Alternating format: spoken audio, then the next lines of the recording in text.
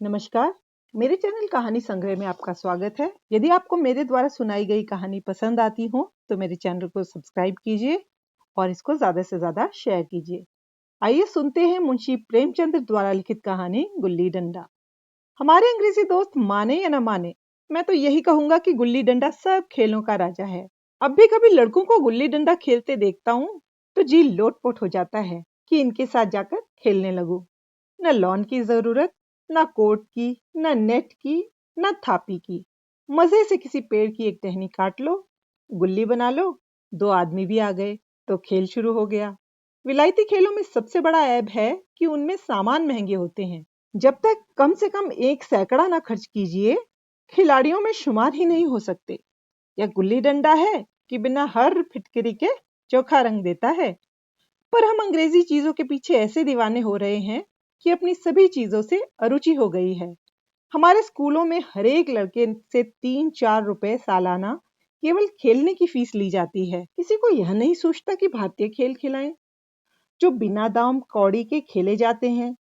अंग्रेजी खेल उनके लिए हैं जिनके पास धन है। गरीब लड़कों के सिर क्यों यह व्यसन मरते हो। ठीक है, गुल्ली से आंखें फूट जाने का भय रहता है, तो क्या क्रिकेट से सिर फूट जाने, तिल्ली फट जाने, टांग टूट जाने का भय नहीं रहता। अगर हमारे माथे में गुल्ली का दाग आज तक बना हुआ है तो हमारे कई दोस्त ऐसे भी हैं जो थापी को बैसाखी में बदल बैठे। खैर, ये अपनी अपनी रुचि है। मुझे गुल्ली ही सब खेलों से अच्छी लगती है और बचपन की मीठी स्मृतियों में गुल्ली ही सबसे मीठी है। वह प्रातः काल से निकल जाना, वह पेड़ पर चढ़कर टहनियां काटना और गुल्ली डंडे बनाना, वह उत्साह, वह लगन, वह खिलाड़ियों के जमघट, वह पदना और पदाना, वह लड़ाई झगड़े, वह सरल स्वभाव जिसमें छूत अछूत, अमीर गरीब का बिल्कुल भेद न था, जिनमें अमीराना चोंचलों की, प्रदर्शन की, अभिमान की गुंजाइश ही न थी। यह उसी वक्त भूलेगा जब घर वाले बिगड़ रहे हैं, पिताजी चौके पर बैठे वेग से रोटियों पर अपना क्रोध उतार रहे हैं, अम्मा की दौड़ केवल द्वार तक है, लेकिन उनकी विचारधारा में मेरा अंधकारमय भविष्य टूटी हुई नौका की तरह डगमगा रहा है और मैं हूं कि पदाने में मस्त हूं। न नहाने की सुधि है, न खाने की। गुल्ली है तो जरा सी, पर उसमें दुनिया भर की मिठाइयों की मिठास और तमाशों का आनंद भरा हुआ है। मेरे हमजोलियों में एक लड़का गया नाम का था। मुझसे 2-3 साल बड़ा होगा। दुबला लंबा, बंदरों की सी लंबी लंबी पतली पतली उंगलियां, बंदरों की सी चपलता, वही झल्लाहट। गुल्ली कैसी हो, उस पर इस तरह लपकता था जैसे छिपकली कीड़ों पर लपकती है। मालूम नहीं उसके माँ बाप थे या नहीं, कहाँ रहता था, क्या खाता था, पर था हमारे गुल्ली क्लब का चैंपियन। जिसकी तरफ वह आ जाए उसकी जीत निश्चित थी। हम सब उसे दूर से आते देख उसका दौड़कर स्वागत करते थे और उसे अपनी गोइयां बना लेते थे। एक दिन हम और गया दो ही खेल रहे थे। वह पदा रहा था, मैं पद रहा था।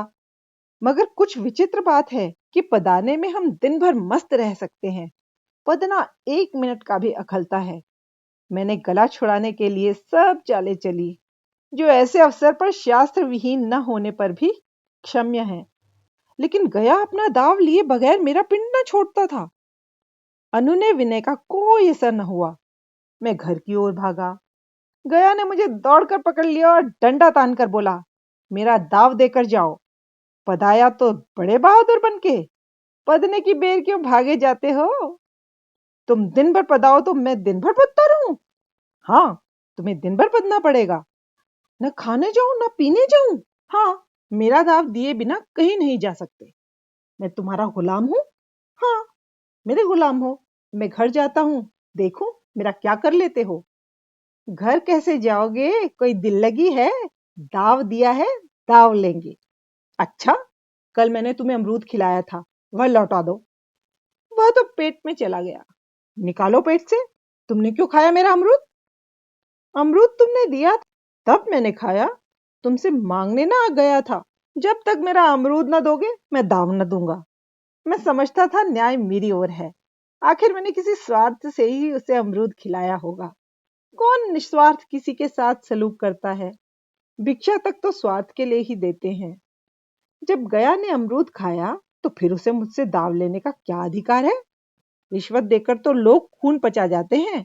ये मेरा अमरूद यूं ही हजम कर जाएगा? अमरूद पैसे के 5 वाले थे, जो गया के बाप को भी नसीब न होंगे। यह सरासर अन्याय था। गया ने मुझे अपनी ओर खींचते हुए कहा, मेरा दाव देकर जाओ, अमरूद समरूद मैं नहीं जानता। मुझे न्याय का बल था, वह अन्याय पर डटा हुआ था। मैं हाथ छुड़ाकर भागना चाहता था, वह मुझे जाने न देता था। मैंने गाली दी, उसने उससे कड़ी गाली दी, और गाली नहीं, दो एक चाटा जमा दिया। मैंने उसे दांत काट लिया। उसने मेरी पीठ पर डंडा जमा दिया। मैं रोने लगा। गया मेरे इस अस्त्र का मुकाबला न कर सका, भागा। मैंने तुरंत आंसू पोंछ डाले, डंडे की चोट भूल गया और हंसता हुआ घर में जा पहुंचा। मैं थानेदार का लड़का एक नीच जात के लौंडे के हाथों पिट गया। यह मुझे उस समय भी अपमानजनक मालूम हुआ, लेकिन घर में किसी से शिकायत न की। उन्हीं दिनों पिताजी का वहां से तबादला हो गया। नई दुनिया देखने की खुशी में ऐसा फूला कि अपने हमजोलियों से बिछुड़ जाने का बिल्कुल दुख न हुआ। पिताजी दुखी थे। यह बड़ी आमदनी की जगह थी। अम्मा जी भी दुखी थी। यहाँ सब चीजें सस्ती थीं और मोहल्ले की स्त्रियों से घराव सा हो गया था। लेकिन मैं मारे खुशी के फूला न समाता था। लड़कों से जीत उठा रहा था। वहां ऐसे घर थोड़े ही होते हैं। ऐसे ऐसे ऊंचे घर हैं कि आसमान से बातें करते हैं। वहां के अंग्रेजी स्कूल में कोई मास्टर लड़कों को पीटे तो उसे जेल हो जाए। मेरे मित्रों की फैली हुई आंखें और चकित मुद्रा बता रही थी कि मैं उनकी निगाह में कितना ऊंचा उठ गया हूँ। बच्चों में मिथ्या को सत्य बना लेने की वह शक्ति है जिसे हम, जो सत्य को मिथ्या बना लेते हैं, क्या समझेंगे। उन विचारों को मुझसे कितनी स्पर्धा हो रही थी। मानो कह रहे थे, तुम भाग्यवान हो भाई, जाओ, हमें तो इस उजड़ ग्राम में जीना भी है और मरना भी। 20 साल गुजर गए। मैंने इंजीनियरिंग पास की और उसी जिले का दौरा करता हुआ उसी कस्बे में पहुंचा और डाक बंगले में ठहरा। उस स्थान को देखते ही इतनी मधुर बाल स्मृतियां हृदय में जाग उठी कि मैंने छड़ी उठाई और कस्बे की सैर करने निकला। आंखें किसी प्यारे पथिक की भांति बचपन के उन क्रीड़ा स्थलों को देखने के लिए व्याकुल हो रही थी। उस परिचित नाम के सिवा वहां और कुछ परिचित न था। जहां खंडर था, पक्के मकान खड़े थे। जहां बरगद का पुराना पेड़ था, वहां अब एक सुंदर बगीचा था। स्थान का काया पलट हो गया था। अगर उसके नाम और स्थिति का ज्ञान न होता तो मैं इसे पहचान भी न सकता। बचपन की संचित और अमर स्मृतियां बाहें खोले अपने उन पुराने मित्रों के गले मिलने को अधीर हो रही थी। मगर वह दुनिया बदल गई थी। ऐसा जी होता था कि उस धरती से लिपट कर रोऊं और कहूं, तुम मुझे भूल गई। मैं तो अब भी तुम्हारा वही रूप देखना चाहता हूँ। सहसा एक खुली हुई जगह में मैंने 2-3 लड़कों को गुल्ली डंडा खेलते देखा। एक क्षण के लिए मैं अपने को बिल्कुल भूल गया कि मैं एक ऊंचा अफसर हूँ, साहबी ठाट में, रौब और अधिकार के आवरण में। जाकर एक लड़के से पूछा, क्यों बेटे, यहाँ कोई गया नाम का आदमी रहता है? एक लड़के ने गुल्ली समेटकर सहमे हुए सर से कहा, कौन गया? गया चमार? मैंने यूं ही कहा, हाँ हाँ वही। गया नाम का कोई आदमी है तो शायद वही हो। हाँ है तो, जरा उसे बुला सकते हो? लड़का दौड़ा हुआ गया और एक क्षण में एक 5 हाथ के काले देव को साथ लिए आता दिखाई दिया। मैं दूर से ही पहचान गया। उसकी ओर लपकना चाहता था कि उसके गले लिपट जाऊं, पर कुछ सोचकर रह गया। बोला, कहो गया, मुझे पहचानते हो? गया ने झुककर सलाम किया। हाँ मालिक, भला पहचानूंगा क्यों नहीं। आप मजे में रहे? बहुत मजे में। तुम अपनी कहो। डिप्टी साहब का साइज हूँ। मतई, मोहन, दुर्गा, ये सब कहाँ है? कुछ खबर है? मतई तो मर गया। दुर्गा और मोहन दोनों डाकिये हो गए हैं। आप? मैं तो जिले का इंजीनियर हूँ। सरकार तो पहले ही बड़े जहीन थे। आप कभी गुल्ली डंडा खेलते हो? गया ने मेरी ओर प्रश्न की आंखों से देखा। अब गुल्ली डंडा क्या खेलूंगा सरकार, अब तो पेट के धंधे से छुट्टी नहीं मिलती। आओ, आज हम तुम खेलें। तुम पदाना, हम पदेंगे। तुम्हारा एक दाव हमारे ऊपर है, वह आज ले लो। गया बड़ी मुश्किल से राजी हुआ। वह ठहरा टके का मजदूर, मैं एक बड़ा अफसर। हमारा और उसका क्या जोड़। बेचारा झेप रहा था, लेकिन मुझे भी कुछ कम झेप न थी। इसलिए नहीं कि मैं गया के साथ खेलने जा रहा था, बल्कि इसलिए कि लोग इस खेल को अजूबा समझकर इसका तमाशा बना लेंगे और अच्छी खासी भीड़ लग जाएगी। उस भीड़ में वह आनंद कहाँ रहेगा। पर खेले बगैर तो नहीं रहा जाता था। आखिर निश्चय हुआ कि दोनों जने बस्ती से दूर जाकर एकांत में खेलें। वहां कौन सा कोई देखने वाला बैठा होगा। मजे से खेलेंगे और बचपन की उस मिठाई को खूब रस ले लेकर खाएंगे। मैं गया को लेकर डाक बंगले पर आया और मोटर में बैठकर दोनों मैदान की ओर चले। साथ में एक कुल्हाड़ी ले ली। मैं गंभीर भाव धारण किए हुए था, लेकिन गया इसे अभी तक मजाक ही समझ रहा था। फिर भी उसके मुख पर उत्सुकता या आनंद का कोई चिन्ह न था। शायद वह हम दोनों में जो अंतर हो गया था वह सोचने में मग्न था। मैंने पूछा, तुम्हें कभी हमारी याद आई थी गया? सच कहना। गया झेपता हुआ बोला, मैं आपको क्या याद करता हुजूर, किस लायक हूँ। भाग में आपके साथ कुछ दिन खेलना बदा था। नहीं, मेरी क्या गिनती। मैंने कुछ उदास होकर कहा, लेकिन मुझे तो बराबर तुम्हारी याद आती थी। तुम्हारा वह डंडा जो तुमने तानकर जमाया था, याद है ना? गया ने पछताते हुए कहा, वह लड़कपन था सरकार, उसकी याद न दिलाओ। वाह, वह मेरे बाल जीवन की सबसे रसीली याद है। तुम्हारे उस डंडे में जो रस था, वह तो अब ना आदर सम्मान में पाता हूँ, न धन में। कुछ ऐसी मिठास थी उसमें कि आज तक उससे मन मीठा होता रहता है। इतनी देर में हम बस्ती से कोई 3 मील निकल आए हैं। चारों तरफ सन्नाटा है। पश्चिम की ओर कोसों तक भीमताल फैला हुआ है, जहां आकर हम किसी समय कमल के पुष्प तोड़ ले जाते थे और उसके झुमके बनाकर कानों में डाल लेते थे। जेठ की संध्या केसर में डूबी चली आ रही है। मैं लपक कर एक पेड़ पर चढ़ गया और एक टहनी काट लाया। चटपट गुल्ली डंडा बन गया। खेल शुरू हो गया। मैंने गुच्ची में गुल्ली रखकर उछाली। गुल्ली गया के सामने से निकल गई। उसने हाथ लपकाया जिसे मछली पकड़ रहा हो। गुल्ली उसके पीछे जाकर गिरी। यह वही गया है जिसके हाथों में गुल्ली जैसे आप ही आप जाकर बैठ जाती थी। वह दाहिने बाएं कहीं हो, गुल्ली उसकी हथेलियों में ही पहुंचती थी, जैसे गुल्लियों पर वशीकरण डाल देता हो। नई गुल्ली, पुरानी गुल्ली, छोटी गुल्ली, बड़ी गुल्ली, नोकदार गुल्ली, सपाट गुल्ली, सभी उसे मिल जाती थी। जैसे उसके हाथों में कोई चुंबक हो जो गुल्लियों को खींच लेता हो। लेकिन आज गुल्ली को उससे प्रेम नहीं रहा। फिर तो मैंने पदाना शुरू किया। मैं तरह तरह की धांधलियां कर रहा था। अभ्यास की कसर बेईमानी से पूरी कर रहा था। कुछ जाने पर भी डंडा खेले जाता था। हालांकि शास्त्र के अनुसार गया की बारी आनी चाहिए थी। गुल्ली पर जब छोटी चोट पड़ती और वह जरा दूर पर गिर पड़ती, तो मैं झटपट उसे खुद उठा लेता और दोबारा टांड लगाता। गया यह सारी बेकायदगियां देख रहा था, पर कुछ ना बोलता था, जैसे उसे वह सब कायदे कानून भूल गए। उसका निशाना कितना अचूक था। गुल्ली उसके हाथ से निकलकर टन से डंडे से आकर लगती थी। उसके हाथ से छूटकर उसका काम था डंडे से टकरा जाना। लेकिन आज वह गुल्ली डंडे में लगती ही नहीं। कभी दाहिने जाती है, कभी बाएं, कभी आगे, कभी पीछे।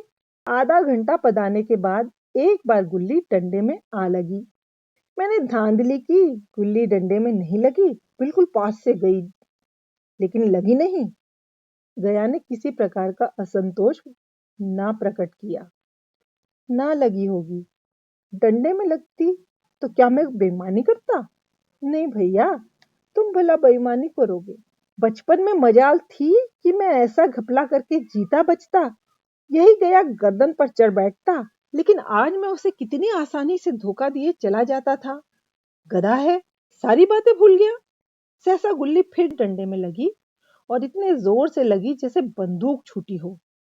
इस प्रमाण के सामने अब किसी तरह की धांधली करने का साहस मुझे इस वक्त भी न हो सका।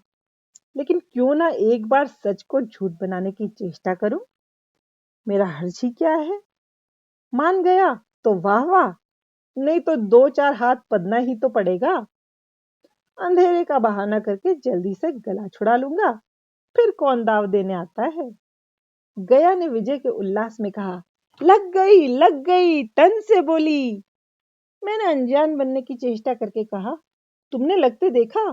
मैंने तो नहीं देखा। टन से बोली है सरकार, और जो किसी ईंट से लग गई हो।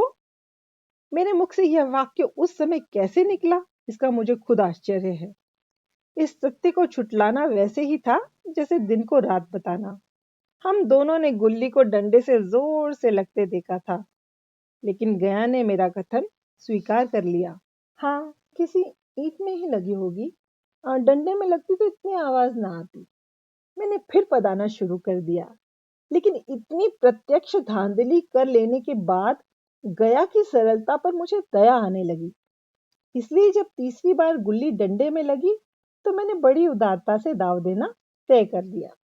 गया ने कहा, अब तो अंधेरा हो गया भैया, कल पर रखो। मैंने सोचा कल बहुत सा समय होगा, यह न जाने कितनी देर पदाए, इसलिए इसी वक्त मामला साफ कर लेना अच्छा होगा। नहीं नहीं, अभी बहुत उजाला है, तुम अपना दाव ले लो, गुल्ली सूझेगी नहीं। कुछ परवाह नहीं। गया ने पदाना शुरू किया, पर उसे अब बिल्कुल अभ्यास न था। उसने 2 बार टांड लगाने का इरादा किया, पर दोनों ही बार हुच गया। 1 मिनट से कम में वह दाव पूरा कर चुका। बेचारा घंटा भर पदा, पर 1 मिनट में ही उसका दाव खो बैठा। मैंने अपने हृदय की विशालता का परिचय दिया। एक दाव और खेल लो, तुम पहले ही हाथ में हुच गए। नहीं भैया, अब अंधेरा हो गया, तुम्हारा अभ्यास छूट गया, क्या कभी खेलते नहीं? खेलने का समय कहाँ मिलता है भैया। हम दोनों मोटर पर जा बैठे और चिराग जलते जलते पड़ाव पर पहुंच गए। गया चलते चलते बोला, कल यहाँ गुल्ली डंडा होगा, सभी पुराने खिलाड़ी खेलेंगे, आप भी आओगे? जब आपको फुर्सत हो तभी खिलाड़ियों को बुलाऊं। मैंने शाम का समय दिया और दूसरे दिन मैच देखने आया। कोई 10-10 आदमियों की मंडली थी। कई मेरे लड़कपन के साथी निकले। अधिकांश युवक थे जिन्हें मैं पहचान न सका। खेल शुरू हुआ। मैं मोटर पर बैठा बैठा तमाशा देखने लगा। आज गया का खेल, उसका वह नैपुण्य देखकर मैं चकित हो गया।